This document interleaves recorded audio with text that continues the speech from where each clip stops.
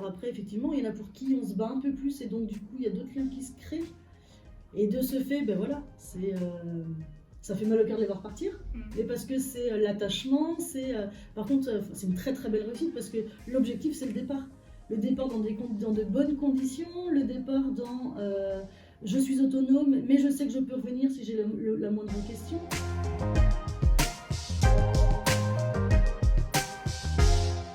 Alors donc je suis Céline Guichard, j'ai 39 ans, j'interviens en tant qu'intervenante sociale sur la résidence des jeunes de Saint-Nazaire et ce depuis mars 2020, donc ça fait pas très très longtemps. Auparavant j'étais formatrice en insertion sociale et professionnelle, j'accompagnais des jeunes 16-25 ans déscolarisés. Moi j'accompagne une soixantaine de jeunes. Ma formation initiale, je suis conseillère en insertion sociale et professionnelle.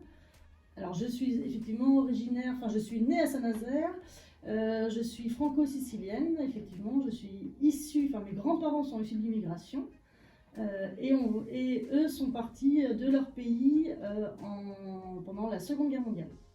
Voilà, ils ont mis 8 ans pour traverser la Sicile jusqu'à leur point de chute, c'était la Baule. La résidence des jeunes accueille des jeunes 16-30 ans. C'est un public complètement hétérogène. Il faut qu'ils soient scolarisés, ou alors en formation, ou alors apprentis, ou alors salariés. En tout cas, il faut qu'ils soient dans une démarche d'insertion professionnelle. Okay. Ça, c'est ultra important chez nous. Qu'ils acceptent également l'accompagnement éducatif, l'accompagnement social, pardon, au sein de la résidence. Effectivement, ils peuvent rester jusqu'à 2 ans maximum sur la résidence des jeunes de Saint-Nazaire.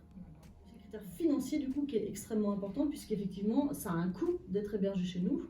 Même si certains peuvent bénéficier des aides au logement, tout le monde n'en bénéficie pas. Et de ce fait, voilà, il faut qu'ils aient un revenu suffisamment important pour pouvoir survenir à leurs besoins, payer le loyer et avoir une subsistance suffisamment conséquente. Au sein de la résidence des jeunes, en fait, ils sont logés en studio indépendant. Ils font environ 20 mètres carrés et on a exactement des logements pour couples et des sous-locations.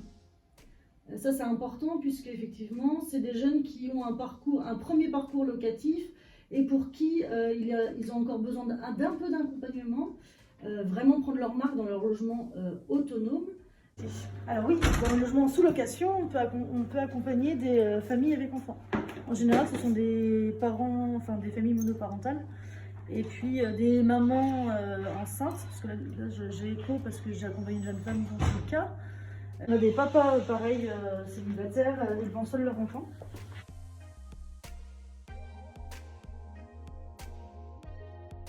Quand même une part suffisamment conséquente. Alors après, on a des quotas à respecter, puisqu'effectivement, c'est la CAF qui nous oblige à respecter tous ces publics, en fait. Des jeunes qui ont juste un récépissé, des jeunes qui sont en cours d'obtention de carte de séjour, des jeunes pour qui ils ont une carte de séjour, puis en fait, ça s'arrête, et donc il faut encore se battre pour qu'ils puissent la récupérer. Voilà, le moindre document administratif est extrêmement compliqué à obtenir. Voilà. Et en plus, en fonction de son pays d'origine, de son ethnie, c'est encore beaucoup plus difficile. Ils ont un parcours ici de 2 ans maximum. L'objectif étant, c'est qu'ils puissent être autonomes après pour leur logement dit périn, en fait. Et donc, effectivement, dès qu'ils arrivent ici et qu'ils ont une carte de séjour, alors on peut faire une demande de logement social. Sachant qu'il y a environ 2-3 ans d'attente pour obtenir un logement social sur la ville de Saint-Nazaire, effectivement, dès le départ, il est important de pouvoir établir la demande. Sauf malheureusement, et je le redis, pour ceux qui ont un récépissé. Eux ne peuvent pas avoir accès à ça encore. Donc là, c'est quand même plutôt compliqué.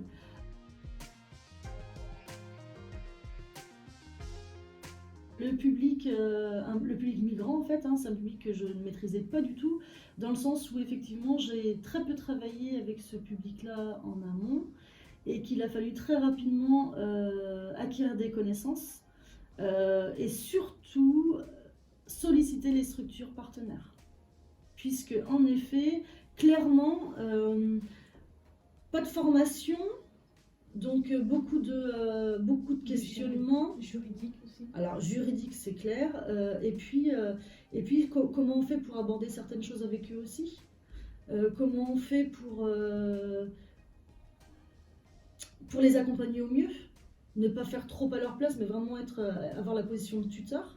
Donc ça, c'est ultra important. Et du coup, effectivement, solliciter au maximum les structures partenaires. Clairement, à la moindre difficulté, moi, je n'ai certainement pas honte d'appeler les structures. Alors effectivement, on en a certaines avec qui le lien est fait, et donc du coup, c'est quand même plus facile de les solliciter et de leur poser les questions pour qu'on soit, nous, moins en difficulté, et surtout ne pas mettre le jeune en difficulté. Ça, c'est important. On a le droit de ne pas savoir, c'est pas grave. Par contre, on a l'obligation de leur apporter une réponse à leurs questions. Et de ce fait, avoir la réponse la plus correcte possible.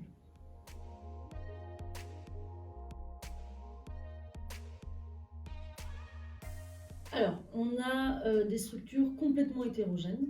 Clairement, essentiellement la mission locale de Saint-Nazaire, puisqu'effectivement, beaucoup de jeunes sont inscrits et accompagnés par la mission locale de Saint-Nazaire.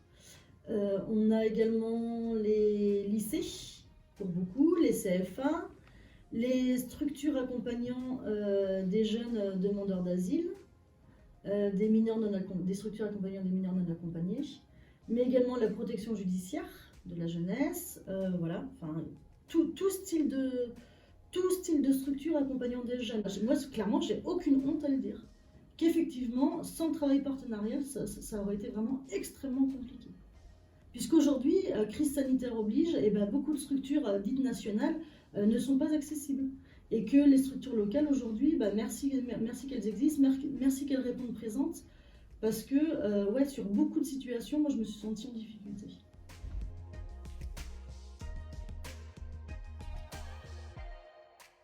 S'il n'y en avait qu'un seul. S'il n'y en avait qu'un seul. Ils m'ont tous marqué à leur façon, en fait. Après, effectivement, il y a des liens qui se créent plus facilement avec certains, dont ceux qu'on a en référence, hein, clairement. Oui, parce qu'ils ont un parcours migratoire juste hallucinant. Je leur dis tout le temps, hein, vous êtes des guerriers. J'aurais jamais pu vivre le 10e de ce que vous avez pu vivre, et encore aujourd'hui, vous vous battez au quotidien. Les jeunes savent qu'ils peuvent revenir pour nous poser des questions, ou alors qu'on puisse les aider sur un document administratif, par exemple. Ça, c'est extrêmement important.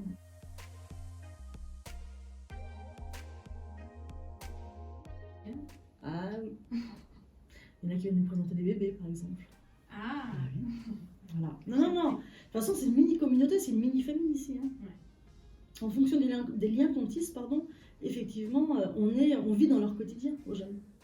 Puisqu'on vit dans leur intimité, qui est leur logement. Voilà. Au-dessus de nous, à côté de nous, il y a plein de logements. Donc voilà. On vient les rencontrer également dans leur logement, ils ne viennent pas que dans notre bureau. Alors de ce fait, effectivement, on rentre dans leur intimité.